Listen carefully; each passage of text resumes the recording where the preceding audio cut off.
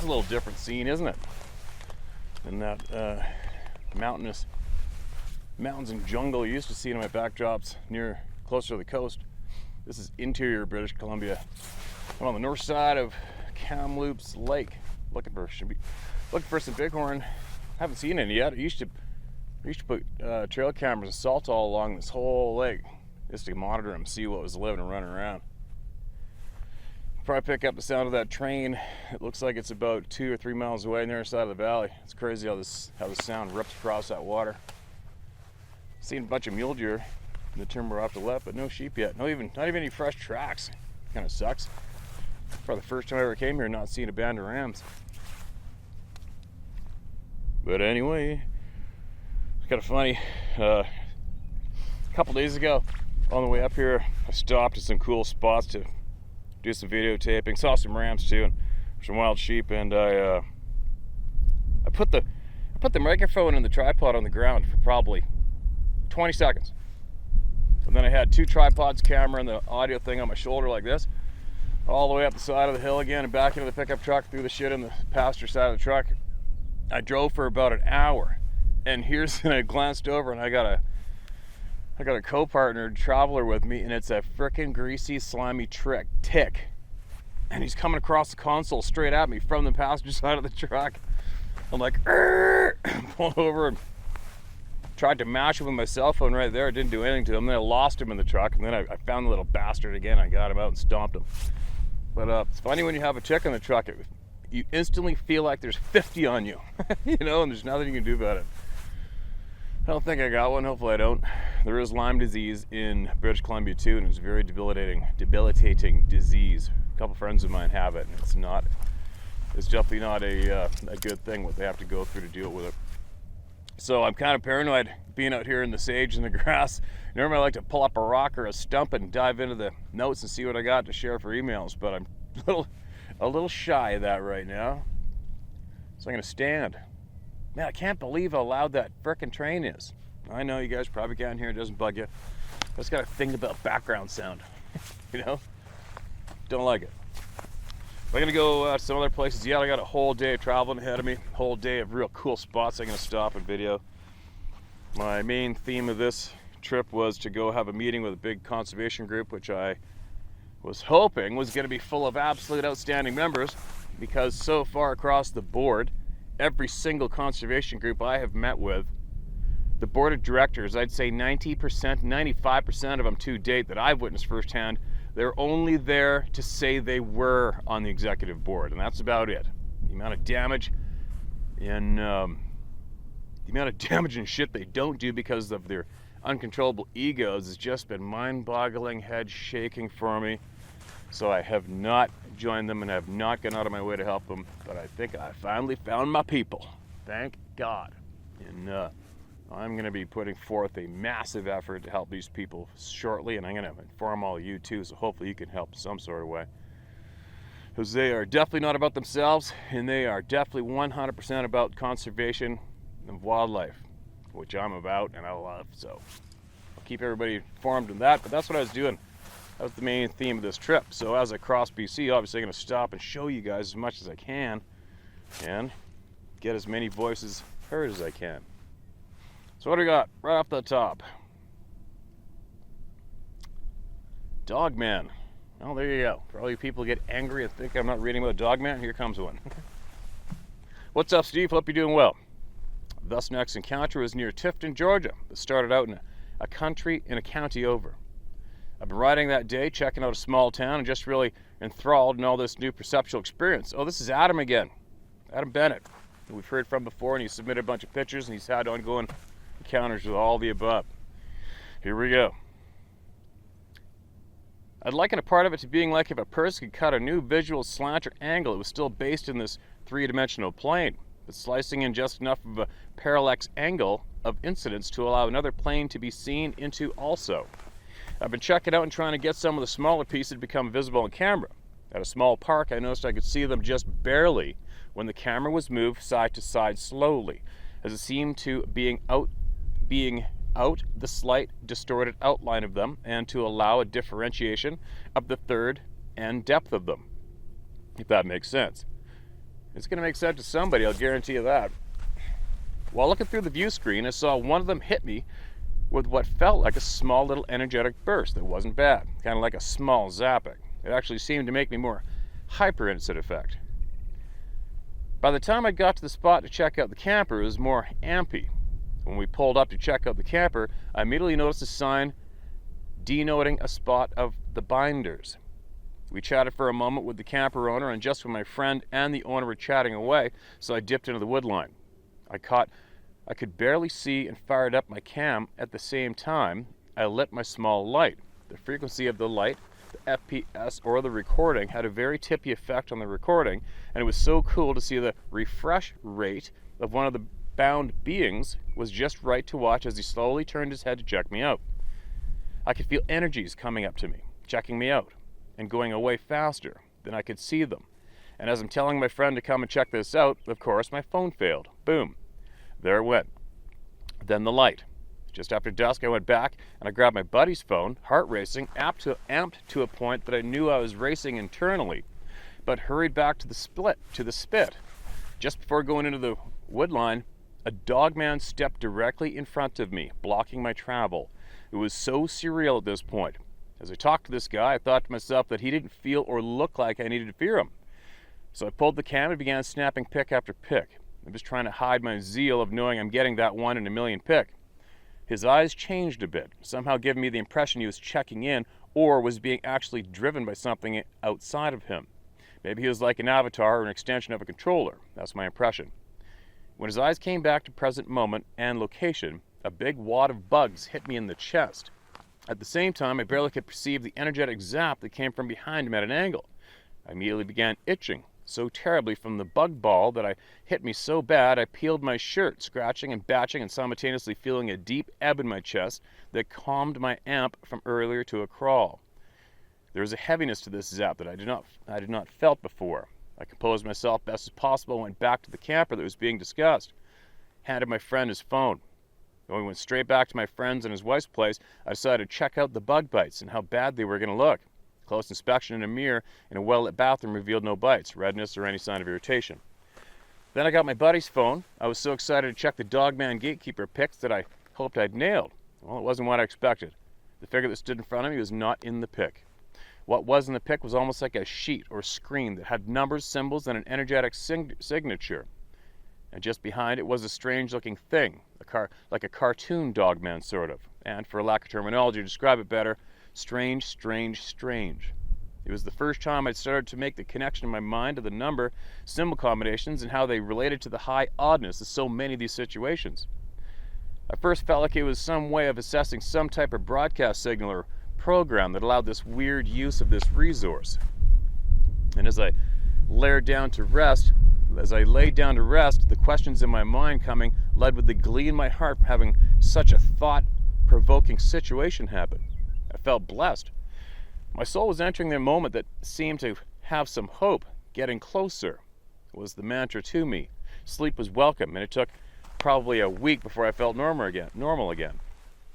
That last zap, it was a good one. And as I picked up the tablet I'd borrowed, was a suggested theme that was centered around Morgellons disease.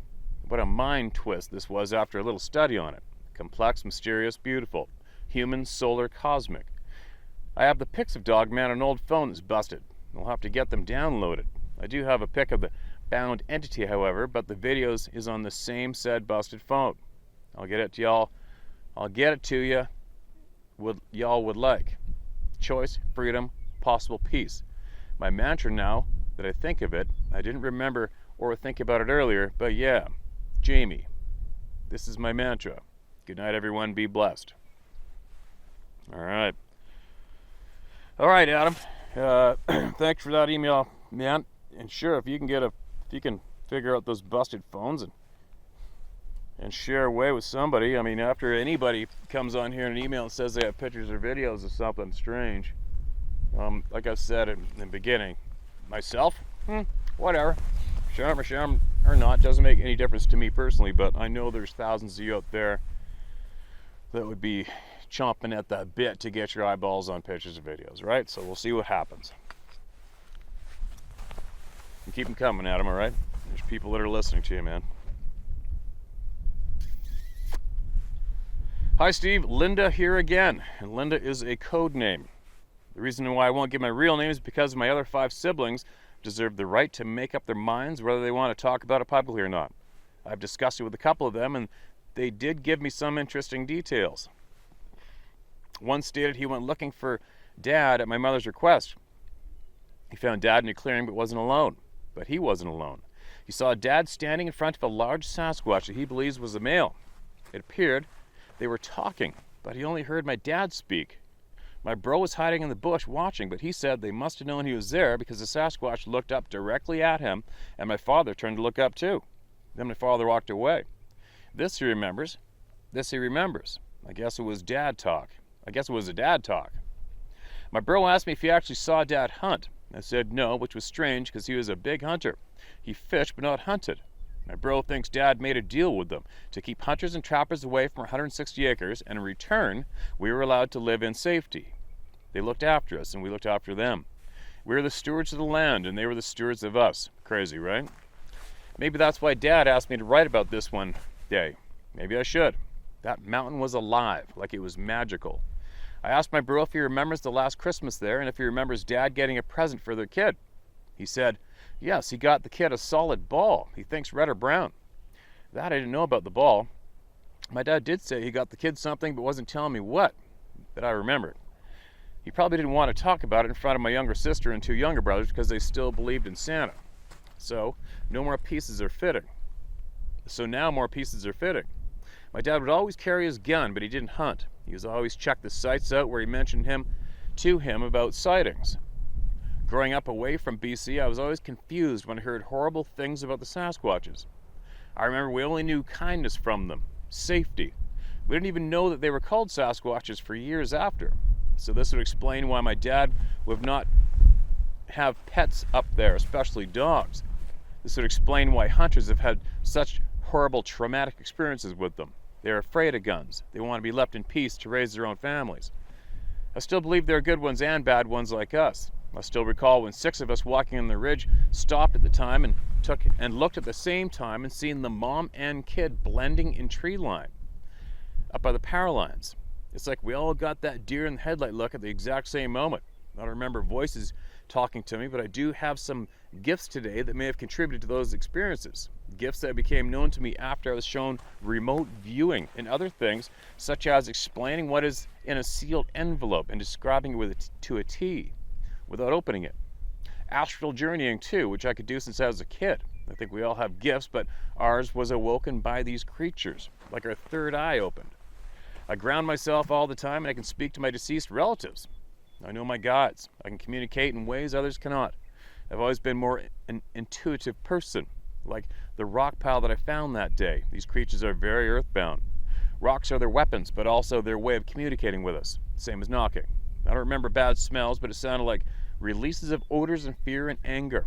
They were never afraid or angry with us. My father was up there a full year before bringing us up there to live. He also had a lot of acres to clear in accordance with some rules. Now looking back, I was amazed at the size of the trees he felled and wonder if he had help with the clearing. Remember, we had no power tools. Steve, I want to share with you his notes, veterans' notes, and my mother's letters that I was able to retrieve with his files that I sent away 4 decades later. However, there are about 50 pages my mother handwritten too, so it's a lot. Too much for emails. Maybe I should follow my dad's last request from me to write about this one day. My dad was a seasoned war veteran and was no nonsense about a lot of things. However, that mountain changed him. He had seen a lot of his short life in 44 years. He was able to communicate with his family and strike up a deal with them, apparently. He didn't live long enough to share more with us and more with the world. Okay, have a great day. Thank you for being a voice for those who couldn't talk about these creatures. We appreciate all you've done for us, Linda. Left real name in the address in other emails, 3 other emails with video and newspaper clipping. I think that same family of 8 kids that seen the mom and kid Sasquatch was the same ones we knew too. It was around the same years and around the same area.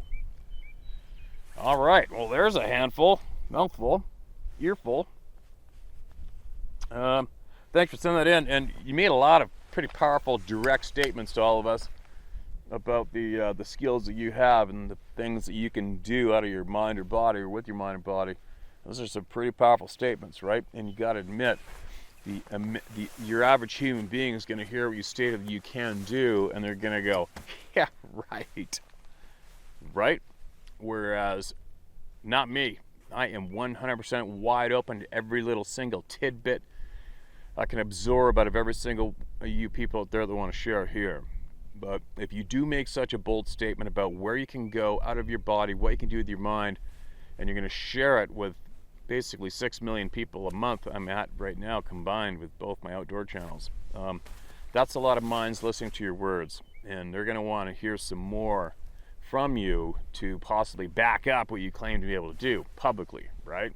And that's not me challenging you, that's just me reading out the plain, flat out plain text and facts when you're speaking out loud in public. People are going to hear you, listen to you. A lot of people are going to shake their head and go, oh my God, this person's on crack. Whereas there's going to be a shit pile of intelligent people who know that absorbing as much knowledge as they can is more important than questioning. Questioning at the same time, obviously, but for all of you that do have remarkable stories and you want to share it publicly, I'm going to urge you to share the intimate details and possibly what people would call the proof to go along with it, okay? And that's just, I'm speaking for possibly the majority of the people watching you and listening on this channel, all right? But thanks for emailing that. I will dig and I'll find those other emails and I will share them, okay? I can't do it right now, there's no internet here. What do we got?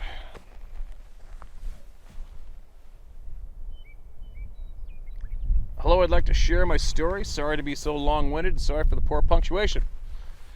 Long-winded's fine. Punctuation I can somewhat tolerate, unless there is absolutely none. I've been around wildlife most of my life, following my father and uncles through the timber carrying sawgas and oil jugs. I've seen most large apex predators in North America and have met most of them accidentally sometimes way too close for comfort. And nothing could be more freaky, confusing, and terrifying. Originally, I'm from a decent-sized town outside of Portland, Oregon. Later, still quite young, we followed my father to POW in southeast Alaska. I've spent multiple summers gold dredging north of Eagle Creek, north of Eagle, Alaska. I'm also an inactive USMC. That'd be fun, dredging for gold. I'd probably get into that, just because you'd be in the middle of nowhere and you're looking and exciting to find the gold, right? This was a nice summer day. I was going into 6th grade. So, about 12 years old? Doesn't matter. I was on a job site with my dad in Washington State, about 2 hours south of Seattle. This operation was a tower job, yarder operation. As the logs would arrive in the landing, I would use my power saw to bump knots and buck logs, and all the waste I would split into firewood, and my dad and I would sell the wood for some walking around money. The site had older skid road off to the left of the landing that the old timers used when they logged this land with cats back in the day. Crazy. I happened to be finishing up on my sandwich. My grandma packed for me and needed to take a piss. So I'm done with what I need to do for my dad. So after the break, I explored this skidder trail, which was overgrown with alder trees. I got to a very large Douglas fir stump that was greater than 4 feet in diameter. This tree had snapped off probably 15 feet off the ground level, and one side was open and had been hollowed out, and you could walk into the tree. When I did notice some mouse bedding materials, I decided to start tearing into this rotten stump to see what I could flush out. I'm hunched over digging through the soft, decomposed tree dust and stripping back some layers of rot and tossing the chunks out. About 5 minutes into this entertainment, and I thought it was fun. I felt like I was being watched in an instant. I went from playing inside this stump to the hair standing straight up on my neck. I just knew I needed to get the F out of there. I turned around so fast, like in about face and about 100 miles per hour. When I turned around, I was looking at a belly of fur.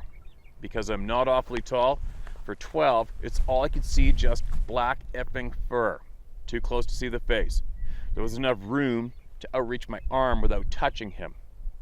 I was off like a damn gazelle. I ran so fast and my legs felt like I had the rest of my body behind. I only looked back once, and he was just standing there, watching me run away, no pursuit. hit the landing at a dead sprint. I ate shit right after I exited the tree line and rolled through the fall and kept on running. Didn't skip a beat. My dad was in one of the machines and came down and started to ask about the bees. He thought I had stuck my saw into a tree with bees or something. I didn't understand and was just dazed, confused. He only seen me fall and run again. I lied and I said I saw a cougar. Because who's going to believe you saw? Shoot, didn't even believe it myself. Something is not supposed to exist. I came from a family where all of my men of my father's generation were all timber fallers. And none of them, with all their years in the woods, had seen or had an experience with these creatures. And they are extremely skeptical over the existence of the bakwa. And unfortunately, I get it. I'd probably say the same thing if I was them. Thank you for your time. Appreciate all your work. Stay motivated. Thanks for all you do, Gunner. Right on, man. Thanks, Gunner. I think that would have made anybody shit themselves if they saw that, right? Less than an arm length away, there's a hairy frickin' belly of a frickin' Sasquatch standing looking at you. That'd suck ass.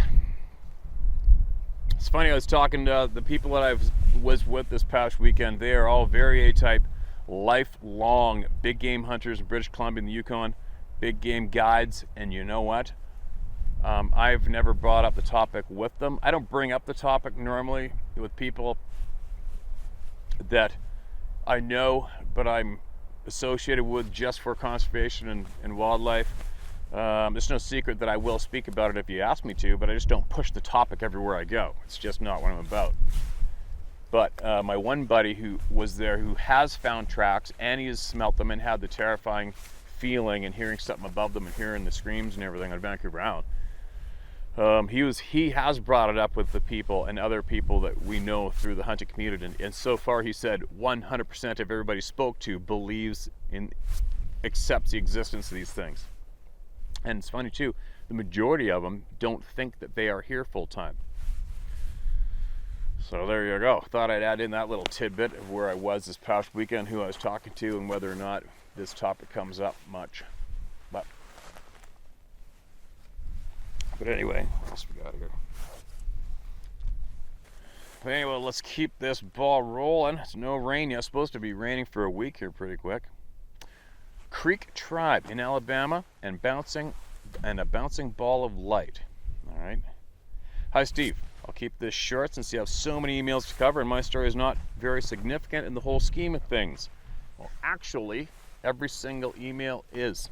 If it has something to do with experiencing something absolutely funky and abnormal out here in the woods. We want to hear about it, all right? First, I watched one of your videos in which you read a story about someone from Shelby County, Alabama.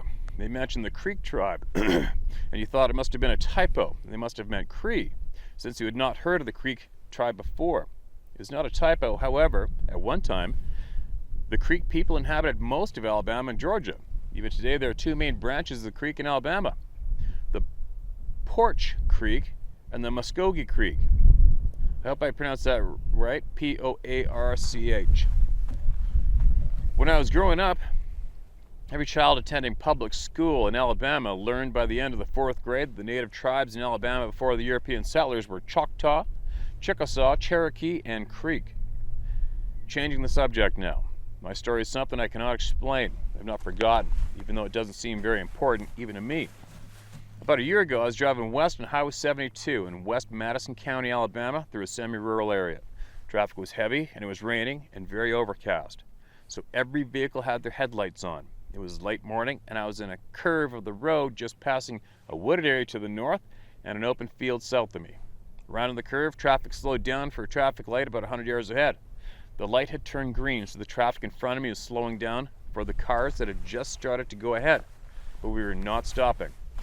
I glanced to my right to speak to my daughter, who was sitting next to me in front of the passenger seat. Just past her through the window first, and then the windshield, I saw what can only be described as a ball of intensely bright light.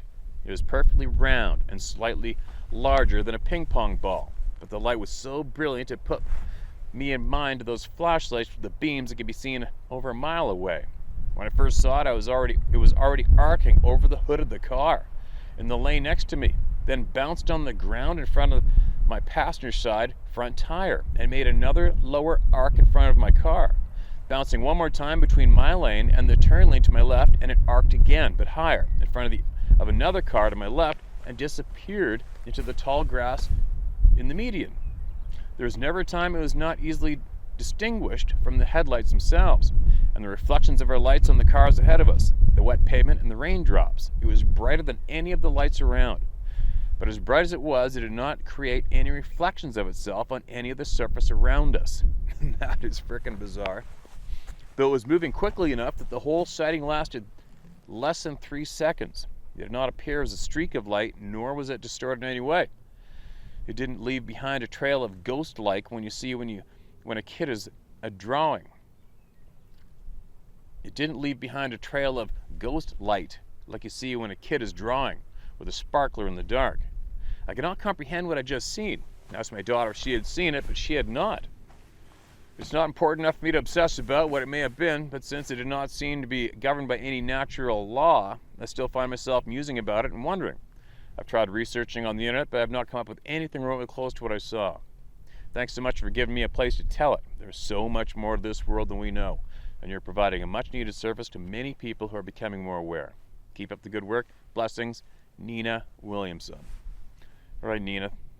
Thanks for sending that information about the Native people in Alabama and the South. And that's pretty crazy about the ball of light. It's like I'm sure everybody's seen that ball of light video in broad daylight. That ball of, it looks like electricity just gliding across the train tracks, broad daylight, and then whoever it is that thinks they're the authority on whatever says it was, what's it called, ball lightning. Oh, a rare video of ball lightning.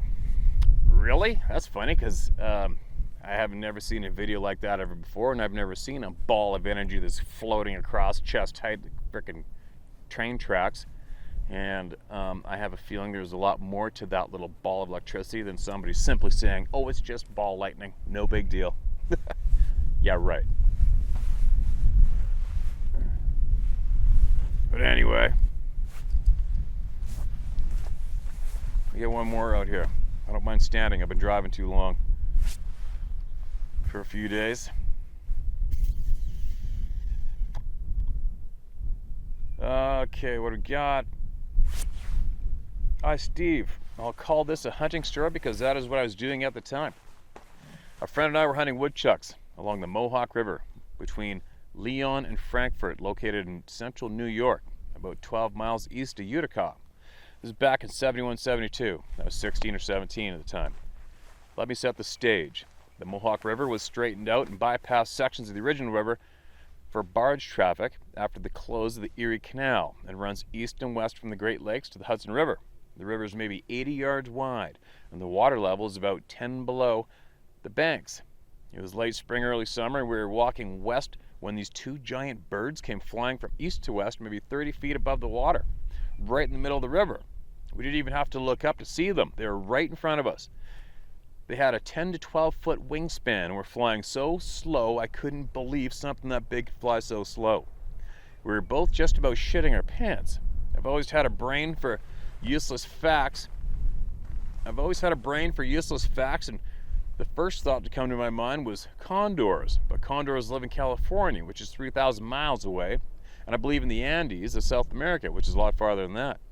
We sure didn't have these pocket computers like nowadays.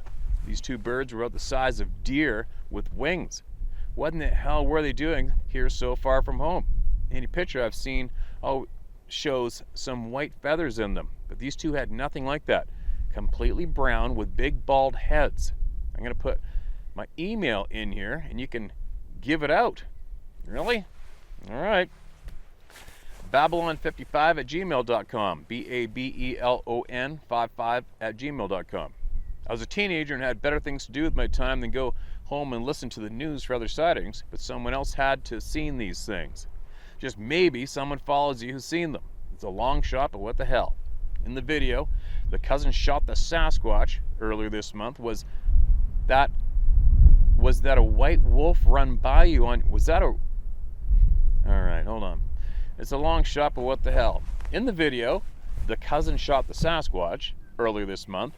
Was that a white wolf run by you on your left? Keep up the good work, what you're doing, and I'm sorry for Mr. Macaroni. I know what a loss that feels like. All the best and stay safe. P.S. for the guy in Utica about the mountain lions. Yeah, they're here. I've seen one. All right, I gotta shut this down. Some kind of a four-wheel drive wagon coming behind me here, and I think my truck's blocking that tiny mud path.